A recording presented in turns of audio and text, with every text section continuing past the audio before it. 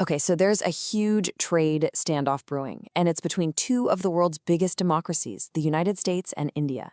And it all centers on one pretty stunning new development. So let's get right into it and unpack what's really going on here. It all starts with this one number, 50%. Now, at first glance, you might just see a percentage, right? But believe me, this figure is at the absolute heart of a really complex international story.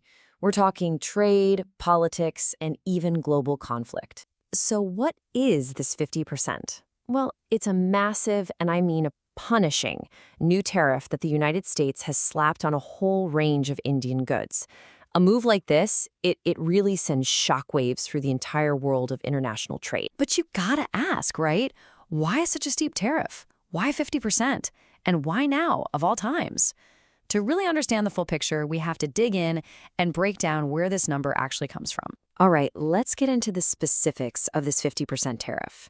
Because, and this is super important, it's not just one single levy. It's actually a combination of two separate measures. Okay, so think of it like this. This 50% figure is made of two distinct parts. First, you've got a 25% tariff that's hitting key industrial goods, things like steel and aluminum.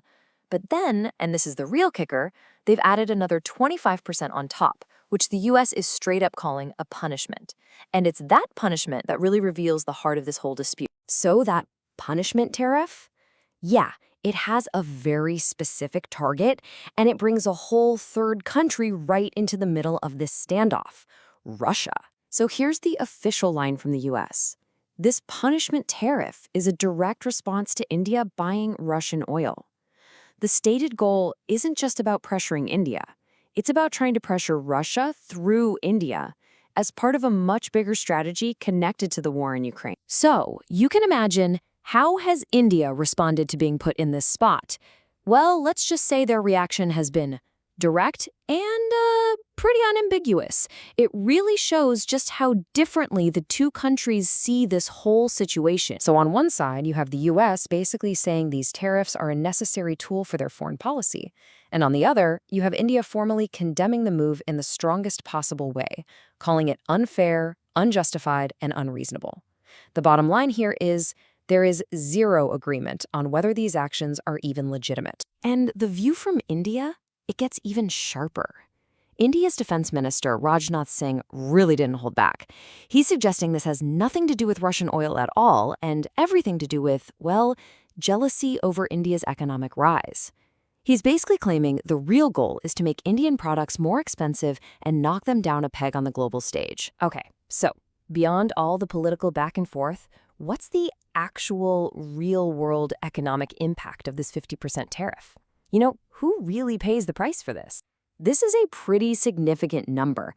According to India's own Ministry of Finance, these new tariffs are going to hit a staggering 55% of India's total merchandise exports to the US. That's more than half of all the goods-based trade between them, suddenly facing a massive new cost. So the Indian government has come out and said it's going to take whatever steps are needed to secure its national interest. And they're pointing specifically to the groups that are going to get hit the hardest. We're talking about farmers, entrepreneurs, exporters, and that whole huge sector of micro, small, and medium enterprises. The very backbone of the Indian economy. And here's the thing, this situation is developing fast. I mean, the tariffs are already rolling out, and there are some really key diplomatic events happening just around the corner. It makes the immediate future incredibly uncertain. So let's just look at the timeline. That first 25% tariff, it kicked in on August 7th. The second punishment tariff is set to start on August 27th. And squeezed right there in the middle of all this, on August 15th, is that highly anticipated summit between US President Trump and Russian President Putin in Alaska, a meeting that was announced right after Trump claimed they were very close to a peace deal. The timing is interesting, to say the least. And this is a critical development. In response to what the US has done, India is now actively considering retaliatory measures.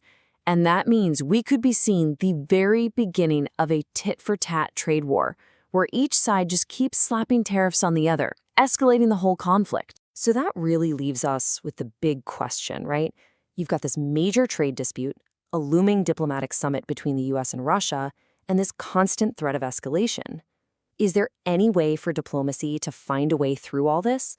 Or is this standoff just going to get worse? For now, the answer seems pretty clear.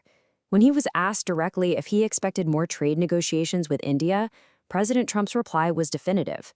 No, not until we get it resolved. And that's a pretty stark statement that leaves these two economic powers in a very firm and very uncertain stalemate.